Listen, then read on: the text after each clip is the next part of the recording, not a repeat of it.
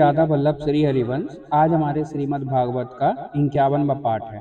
यह कि तृतीय स्कंद का 17वां अध्याय है, जिसमें कि हिरण्यकशिपु और हिरण्याक्ष का जन्म तथा हिरण्याक्ष की दिग्विजय मतलब जय विजय को जब बैकुंठ से नीचे मृत्यु लोक में साप से भेजा गया, तब वह हिरण्याकशिपु और हिरण्याक्ष के रूप में दैत्य के रूप में जन्म हुआ। इसको हम समझेंगे। श्री मैत्रेय जी ने कहा, विदुर जी, ब्रह्मा जी के कहने से अंधकार का कारण जानकर देवताओं की शंका निवृत्त हो गई और फिर वे सब स्वर्ग लोक को लौट आए।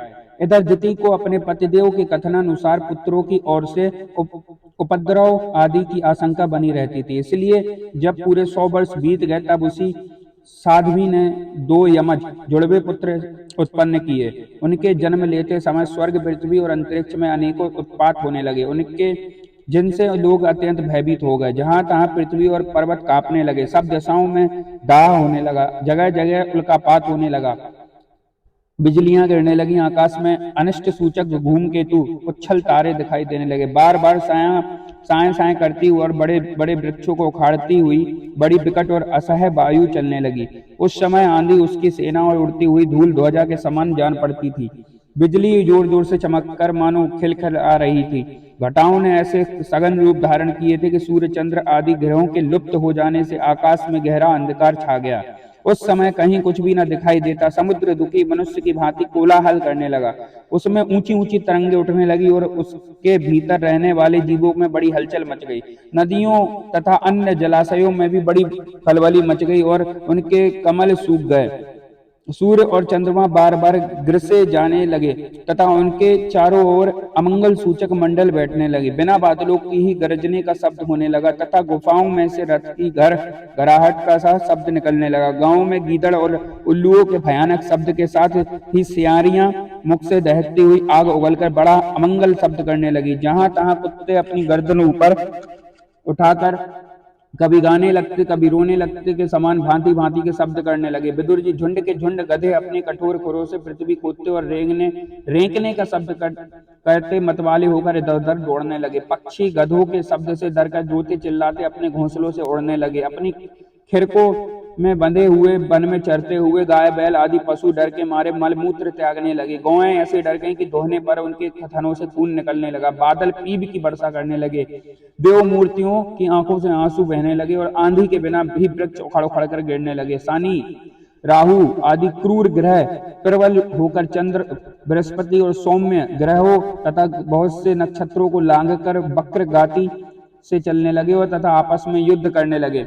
ऐसे ही और भी अनेकों भयंकर उत्पात देखकर सनकादि के सिवा और सब जीव भयभीत हो गए तथा उन उत्पातों का मर्म न जानने के कारण उन्होंने यही समझा कि अब संसार का प्रलय होने वाला है।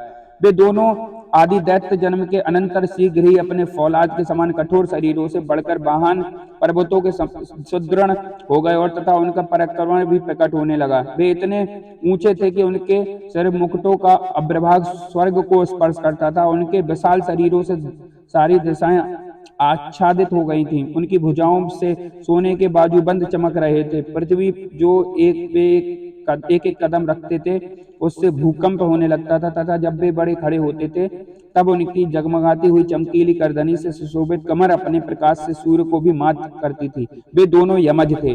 प्रजापति कश्यप जी ने उनका नामकरण किया। उनमें से जो उनके वीर से दिति के गर्भ में पहले स्थापित हुआ था उसका नाम हिरण्याकशिपु रखा और जो दिति के उदर से पहले निकला वह हिरण्याक्ष के नाम से विख्यात हुआ। हिरण्याकशिपु ब्रह्मा जी के वर से मृत्यु भय से मुक्त हो जाने के कारण बड़ा उद्धत हो गया था। उसने अपनी भुजाओं के बल से लोकपालों के सहित तीनों लोकों को अपने वश में कर लिया। वह अपने छोटे भाई हिरण्याक्ष को बहुत चाहता था और वह भी सदा अपने बड़े भाई का प्रिय कार्य करता रहता था। एक दिन वह हिरण्याक्ष अपने हाथ में गदा लिए युद्ध का अवसर ढूंढता हुआ स्वर्गलोक में जा पहुंचा। उसका वेग बड़ा असह्य था। उसके पैरों से सोने की नुपुरों की झनकार हो रही थी। गले में विजय सूचक माला धारण की हुई थी और कंधे पर विशाल गदा रखी हुई थी। उसके मनोबल, शारीरिक बल और तथा ब्रह्मा जी के वर ने उसे मतवाला कर रखा था, इसलिए वह सर्वदा निरंकुश और निर्भय हो रहा था। उसे देखकर देवता लोग डर के मारे वैसे ही जहां तहां छिप गए, जैसे गरुड़ के डर से सांप छिप जाते हैं। जब दैत्यराज हिरण्याक्ष ने देखा कि मेरे तेज के सामने बड़े बड़े गर्वीले इंद्रादि देवता भी छिप गए हैं, तब उन्हें आप अपने सामने न देखकर वह बार बार भयंकर गर्जना करने लगा। फिर वह महाबली दैत्य वहां से लौटकर जल क्रीड़ा करने के लिए मतवाले हाथी के समान गहरे समुद्र में घुस गया, जिसमें लहरों की बड़ी भयंकर गर्जना हो रही थी। ज्यों ही उसने समुद्र में पैर रखा तथा कि डर के मारे वरुण के सैनिक जलचर जीव हकबका गए और किसी प्रकार की छेड़छाड़ न करने पर भी वे उसकी धाक से ही घबराकर बहुत दूर भाग गए। महाबली हिरण्याक्ष अनेक वर्षों तक समुद्र में ही घूमता और सामने किसी प्रतिपक्षी को न पाकर बार बार वायु वेग से उठी हुई उसकी प्रचंड तरंगों ही अपनी लोहमयी गदा को आजमाता रहता। इस प्रकार घूमते घूमते वह वरुण की राजधानी विभावरीपुरी में जा पहुंचा। वहां पाताल लोक के स्वामी जलचरों के अधिपति वरुण जी को देखकर उसने उनकी हंसी उड़ाते हुए नीच मनुष्य की भांति प्रणाम किया और कुछ मुस्कुराते हुए व्यंग से कहा, महाराज मुझे युद्ध की भिक्षा दीजिए।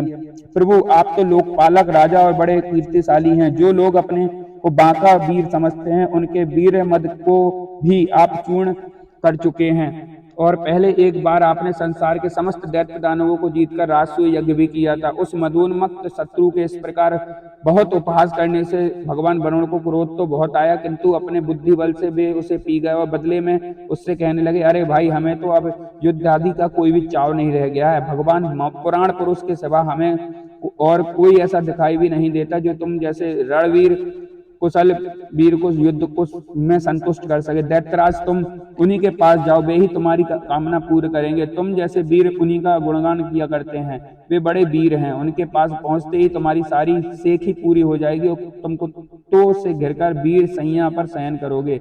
वे तुम जैसे दुष्टों को मारने और सत्पुरुषों पर कृपा करने के लिए अनेक प्रकार के रूप धारण करते हैं। श्री कृष्णाम चरण अस्तु। राधे राधे।